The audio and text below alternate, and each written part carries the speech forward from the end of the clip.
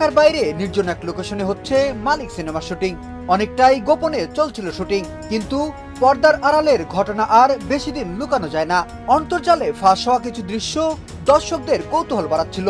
ঠিক তখনই ঘটল এক অপ্রত্যাশিত ঘটনা। সিনেমার শুটিং করতে গিয়ে আহত হন আরিফিন শুভ। অ্যাকশন দৃশ্যের সময় শরীরে আগুন লেগে যায় ঢাকাই সিনেমার এই জনপ্রিয় নায়কের।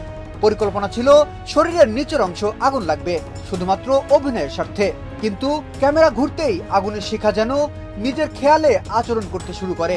মুহূর্তের মধ্যেই আগুন লাফিয়ে ধরে শুভর পা। কয়েক সেকেন্ডের মধ্যে পা দগ্ধ হয়ে যায়। ইউনিট সূত্র জানায়, প্রথমে নিজেই আগুন নেভানোর চেষ্টা করেন শুভ। তীব্র তাপের মধ্যে কাঁপলেও থামেননি, কিন্তু আগুন থামছিল না। ধীরে ধীরে ভারসাম্য হারিয়ে মাটিতে পড়ে যান তিনি। তখন ছুটে আসে ইউনিটের সদস্যরা।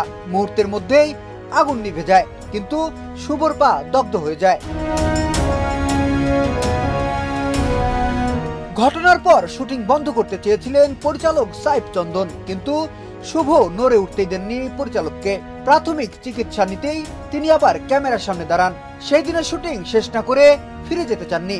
এমনকি পায়ে ক্ষত থাকলেও নিয়মিত শুট চালিয়ে যাচ্ছেন এখনো। দুর্ঘটনা নিয়ে পরিচালক আনুষ্ঠানিকভাবে মন্তব্য করতে চাননি। আসন্ন ঈদুল ফিতরে মুক্তির জন্য প্রস্তুতি চলছে অ্যাকশনধর্মী মালিক সিনেমার।